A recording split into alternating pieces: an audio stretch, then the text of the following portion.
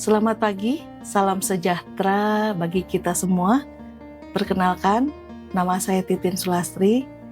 Saya adalah salah satu dosen tetap Fakultas Matematika dan Ilmu Pengetahuan Alam, Prodi Sarjana Biologi dan Sarjana Farmasi di Universitas Advent Indonesia Bandung.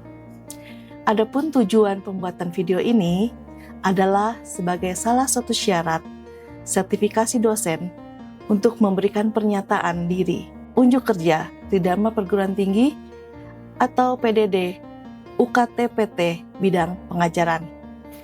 Izinkan saya menjelaskan salah satu mata pelajaran yang saya ajar, yaitu farmakognosi.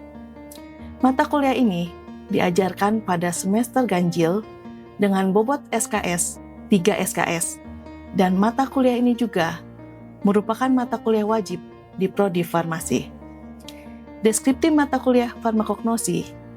Pada mata kuliah ini, mahasiswa belajar tentang sumber daya bahan alam, baik yang berasal dari tumbuhan, hewan, dan mineral, yang digunakan sebagai bahan obat, bahan alami dalam pengobatan, obat gubal atau simplicia, ekstrak serta senyawa murni, produksi obat gubal simplicia, standarisasi dan pengawasan mutu simplicia, dan ekstrak serta bagaimana cara memproduksi obat tradisional yang baik.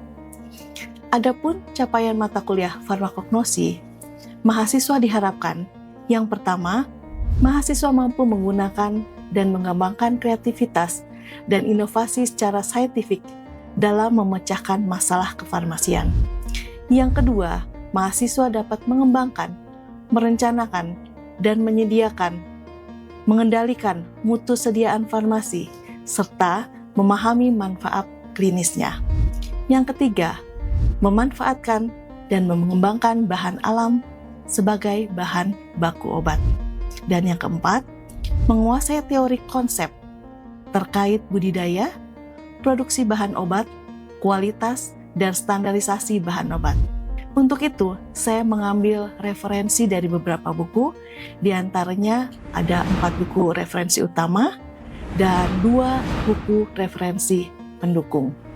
Metode pengajaran yang saya lakukan ada 3 cara, yaitu yang pertama, sistem delivery, yang kedua, interaction, dan assessment. Metode pengajaran delivery adalah strategi atau cara penyampaian materi pelajaran oleh dosen kepada mahasiswa yang berorientasi pada tujuan pembelajaran. Metode ini bertujuan untuk meningkatkan relevansi pengajaran dengan jalan menyajikan pertanyaan-pertanyaan atau contoh-contoh yang disesuaikan dengan tujuan kegunaan pembelajaran dengan menggunakan beberapa alat bantu, di antaranya menggunakan LCD, layar televisi, dan e-learning yang ada di Universitas Advent Indonesia yang dapat diakses secara mudah di web moodle.unai.edu. Penerapan metode ini biasanya melibatkan berbagai model pengelolaan pengajaran, seperti metode diskusi, deskripsi gambar, video pembelajaran dengan menggunakan fasilitas yang tentunya ada di Universitas Advent Indonesia ini. Di web Moodle ini, saya juga memasukkan RPS atau rencana pembelajaran semesteran, SAP, juga tugas-tugas dan soal-soal ujian, di mana mahasiswa dapat dengan mudah mendownload materi yang ada dan diberikan di kelas. Kemudian yang kedua, metode interaction. Dalam pengajaran merupakan pendekatan yang menekankan pada interaksi edukatif antara dosen dan mahasiswa selama proses pembelajaran yang dilakukan di kelas. Interaksi edukatif merupakan pertukaran komunikasi dua arah yang disengaja dan memiliki tujuan, yaitu membantu siswa mencapai tujuan pembelajaran. Selain kami juga menggunakan metode Moodle, kami juga menggunakan WA Group kelas untuk saling berinteraksi, berdiskusi di dalam WA Group tersebut, atau bertanya terkait kegiatan dan laporan kegiatan hari itu. Kemudian yang terakhir adalah metode assessment. Dalam metode pengajaran proses penilaian ini merupakan pencapaian hasil belajar akhir semester yang digunakan untuk mengukur sejauh mana pencapaian tujuan pembelajaran oleh mahasiswa dan untuk memberikan umpan balik kepada dosen, siswa selama dan setelah proses pembelajaran. Penilaian akhir semester ini berupa tugas-tugas, kuis, nilai UTS, dan kemudian nilai UAS. Dan ini semua menggunakan standar penilaian yang sudah ditetapkan oleh Universitas Advent Indonesia, di mana untuk tugas nilainya 20%, untuk kuis 15%, untuk UTS 25%, UAS 30%, dan perilaku 10%. Dan semua penilaian dinilai dari C sampai A. Untuk proses perkuliahan dilaksanakan dalam 16 minggu, 14 minggu perkuliahan dan 2 minggu evaluasi UTS dan UAS. Rencana pembelajaran sepanjang 1 semester dari mata kuliah farmakognosi yang saya ampu, untuk pertemuan pertama adalah yang pertama pengantar farmakognosi, pertemuan kedua sumber bahan baku obat tradisional, pertemuan ketiga obat tradisional, jamu, OHT, dan fitofarmaka, pertemuan keempat tentang konsep dasar pembuatan simplisia, ekstrak dan senyawa murni bahan alam, yang kelima, tata nama ilmiah simplisia, yang keenam, metabolit primer dan sekunder, kemudian pertemuan ketujuh UTS, bab yang kedelapan, proses produksi simplisia dan evaluasi mutu simplisia, pertemuan ke-9, standar organoleptik dan fisik simplisia, ke-10, uji kandungan kimia simplisia. Yang ke-11, penyimpanan simplisia, ke-12, industri obat tradisional, 13, cara pembuatan obat tradisional yang baik, ke-14, aplikasi farmakognosi dalam pengembangan obat baru, pertemuan ke-15 adalah temuan terbaru penelitian yang diampu oleh saya terkait jahe merah sebagai pangan fungsional, dan yang pertemuan ke-16 adalah UAS. Saat proses pembelajaran secara offline, setiap dosen sebelum kelas mengambil absen di front office, registrasi. Setelah itu, sebelum masuk ke dalam kelas, saya akan masuk. Kemudian sebelum membahas materi, saya akan mengucapkan salam, mengambil absen, berdoa, dan membacakan 1 ayat motivasi. Kemudian memaparkan materi, diskusi, dan tanya jawab. Kesimpulan dan penugasan, dan terakhir ditutup dengan doa. Selanjutnya, marilah kita menyaksikan video pengajaran bab 4, konsep dasar pembuatan simplisia dan metode ekstrak dan senyawa murni bahan alam berikut ini.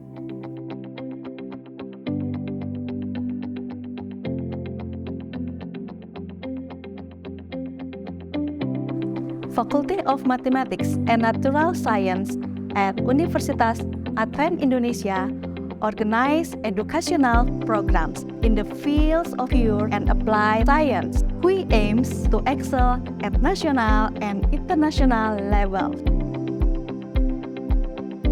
and intends to produce high-quality research and top-notch graduates who have global perspective and a lot of ability, as well as commit to serve the nation and community.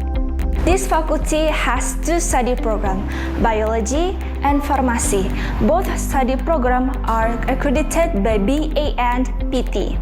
In biology study program, students will learn various kinds of animals, plants, and other natural environment that can applied in social life. Therefore, students who take this program will learn various kinds of methods to identify either conventional or based on an applied technology.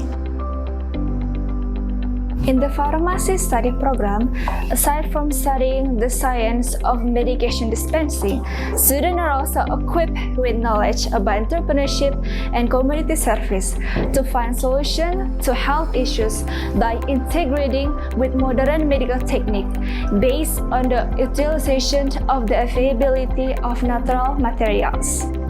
This faculty has qualified educators who graduate from reputable universities, both domestic and overseas. Up-to-date learning program, complete facilities including anatomy laboratory, chemistry, phytochemical, microbiology, technology or culture, and pharmacy, including another instrument to provide non-efficient and better learning process for students, preparing them for the future. Students and graduates are expected to have expertise in the field of pure and applied science that is high quality, innovative, and based on the foundation of good faith and moral. So, for those of you who are still confused where to study and interested in pure and applied science, let's join us at Universitas Advent Indonesia. Your dream will become true and be successful.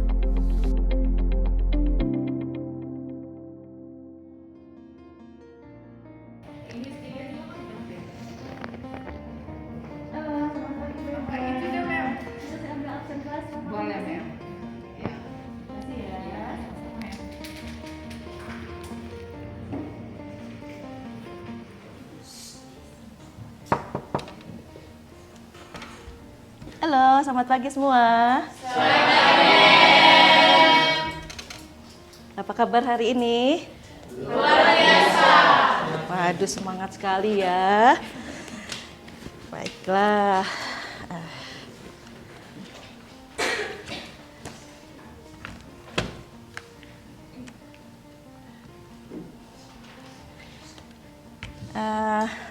Sebelum kita memulai mata pelajaran kita pagi ini, kelas farmakognosi,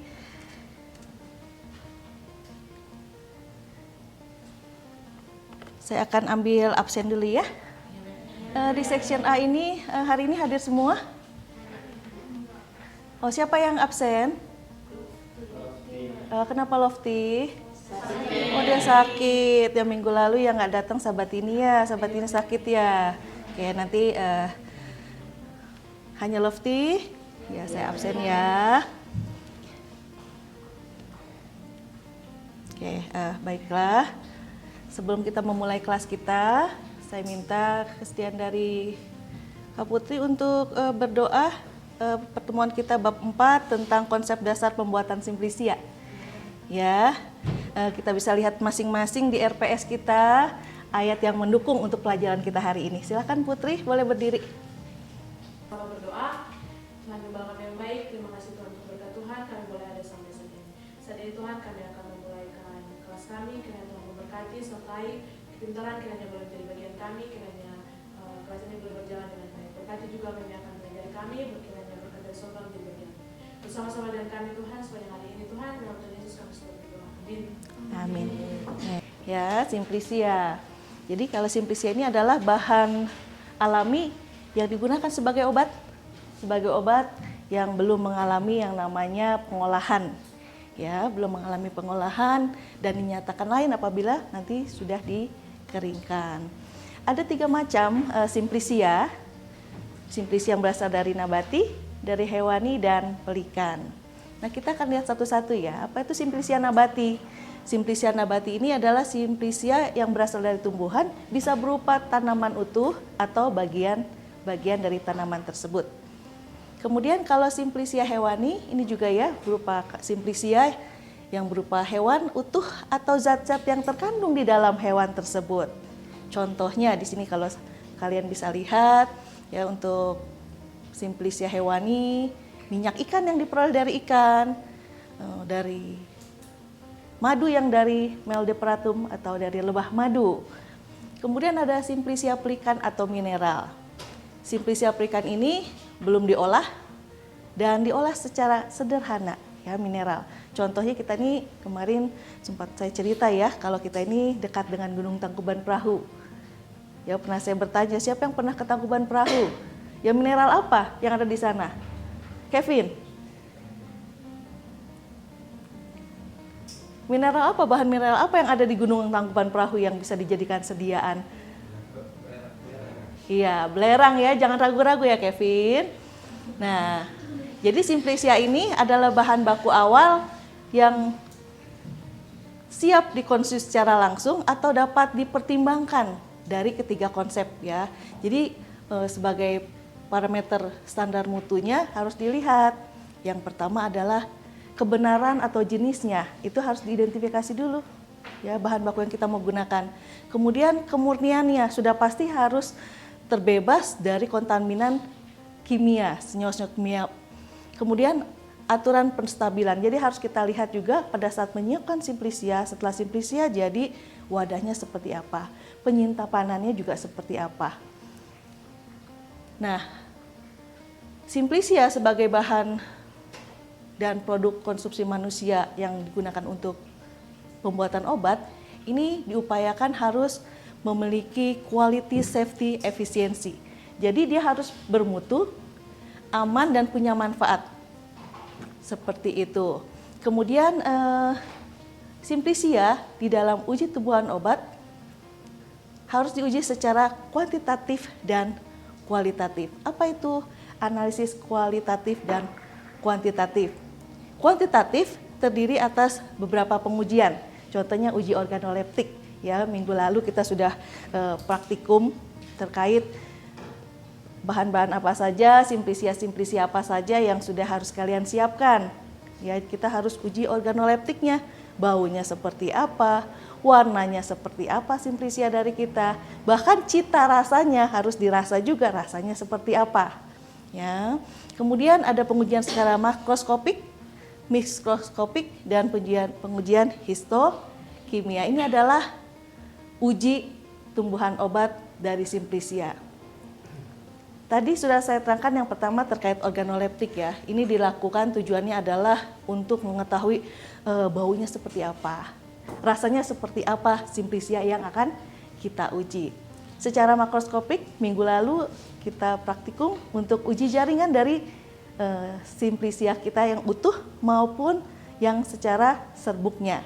Ya, jadi menggunakan alat khususnya mikroskop untuk melihat morfologinya, ukurannya, termasuk warna dari si simplisia tersebut. Nah, begitu juga untuk uji mikroskopik. Uji ini dilakukan menggunakan mikroskop dengan derajat pembesaran yang sesuai dengan keperluannya. Ya, minggu lalu ada yang menggunakan perbesaran 40 kali, kemudian ada yang berapa kali? 60 kali perbesarannya ya, seperti itu untuk melihat sayatan melintang ya, contohnya dari daun, dari bagian batangnya, bagian akar dari tumbuhan tersebut. Nah, uji mikroskopik ini adalah untuk melihat unsur-unsur anatomi dari jaringan yang memiliki kekhasan dari setiap simplisia kita. Kemudian yang selanjutnya uji histokimia.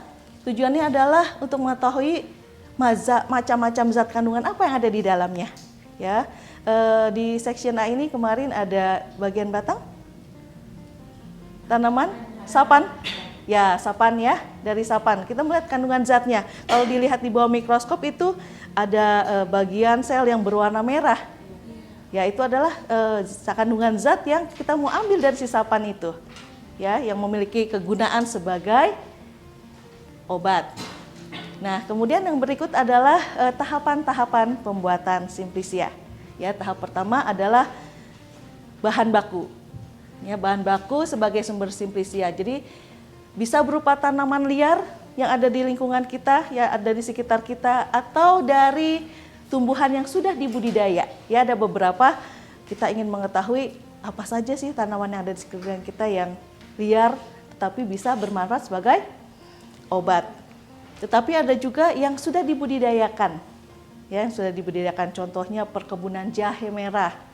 Ya, sudah dibudidayakan oleh contohnya satu PT ya, yang bikin untuk tolak angin seperti itu. Dia sudah budidayakan tuh untuk diambil khasiat dari jahe merah digunakan sebagai herbal.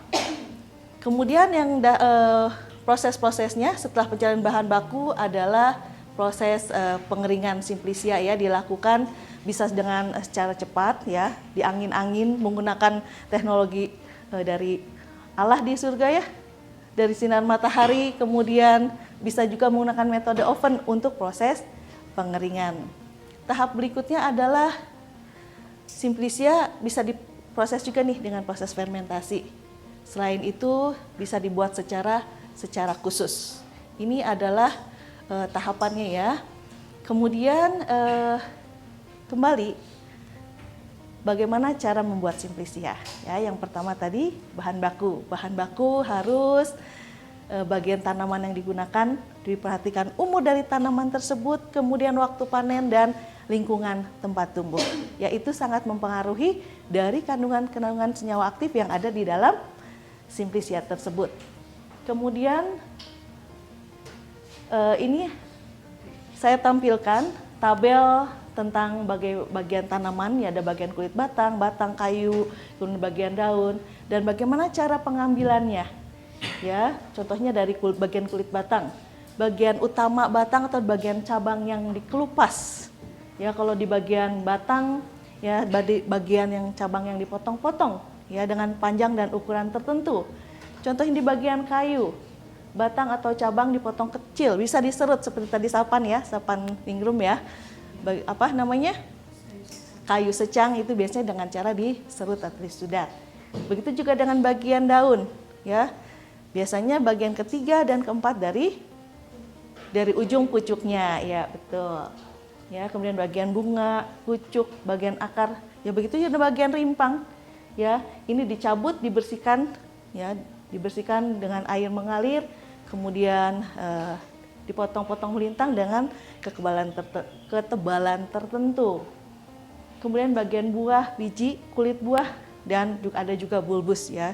Kalau bulbus ini biasanya tanamannya itu dicabut. Contohnya apa bulbus?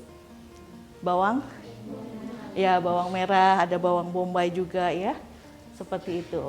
Itu adalah proses persiapan bahan baku yang perlu diperhatikan bagian-bagian tanamannya. Yang kedua adalah sortasi basah.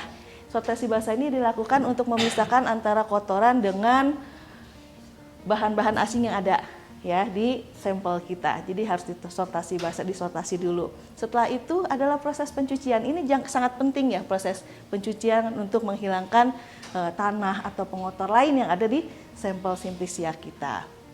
Kemudian yang berikut adalah perajangan. Perajangan adalah proses pengecilan ukuran. Apa tujuannya dilakukan pengecilan ukuran? Ada yang bisa jawab di sini?